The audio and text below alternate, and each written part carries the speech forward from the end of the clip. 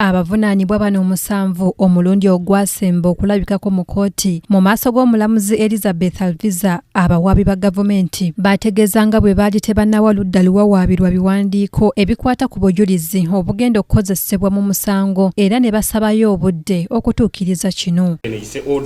State birivumbika akwatibwe avunaanibwe omusango gw'okubeera nga abuzaabuza kkooti buli bamusaba obujulizi n'akuba amakoona ne yeetooloola saba wekitiibwa omulamuzi mu buyinza bwo oyise oda omwami oyo akwatibwe.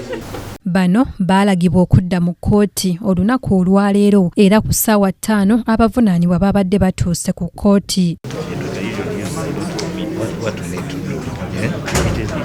Lino Anguzu ne Richard Birivumbuka abawaabi ba gavumenti bategeezezza kkooti nga bwe bamaze okuwaayo ebiwandiiko byonna ebyetaagisa eri abawawaabirwa okuggyako munnamateeka Shamim Malende. This morning, my Lord, we will effect the service on her.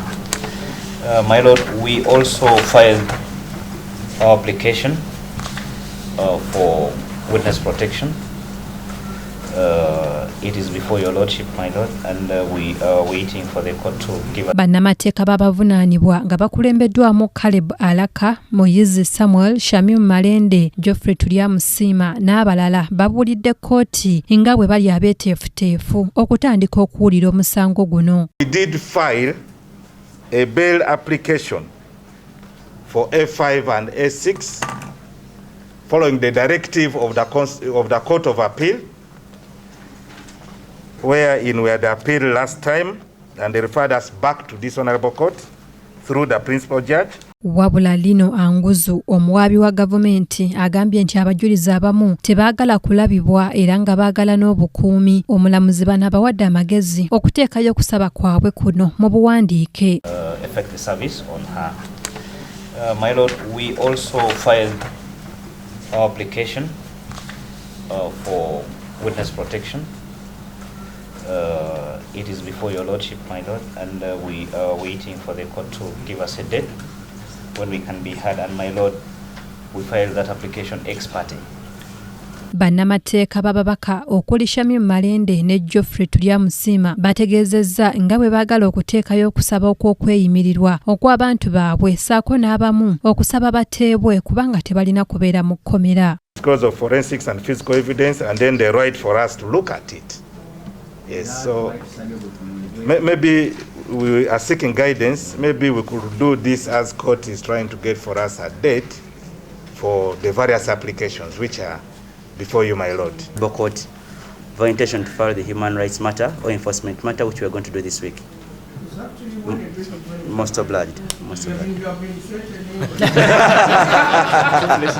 It's because the procedures in several prisons, my lord.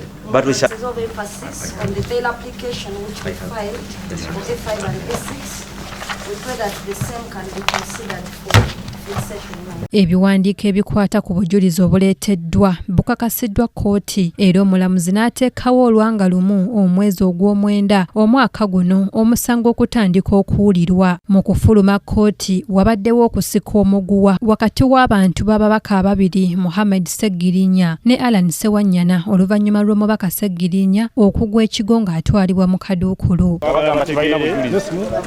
Twagala bategeera amazima tetulina musango nga ngaba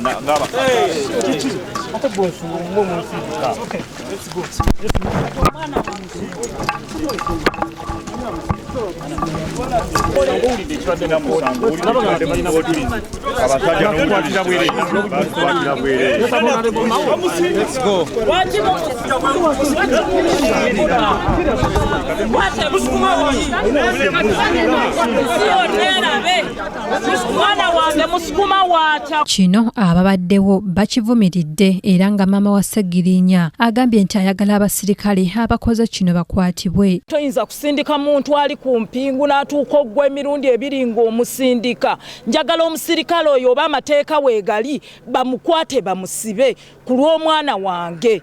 Njagala minisita Mau omusirikale oyo kyakoze bamukwate bamusibe. tulugunyizibwa nnyo n'okutuusa olwaleero bali mu mbeera nzibu nnyo naye ekisinze okutwewuunyisa olwaleero kwe kuba nti omuwaabi wa gavumenti azze ng'asaba wiikisi endala 3 nga tayinaawo wadde obujulizi. Era ekisinze okutulaga nti abantu bano bali mu kkomera mu bumenyi bw'amateeka nti n'omu ku basibe ali ne Honorable Ssegirinya ne Honorable Ssewanya gavumenti yennyini ekakasizza abawabi ba gavumenti nti bamulina mu bumenyi bw'amateeka so kyongera okulaga n'okkuba ebituli mu gavumenti ya Mwami Museveni.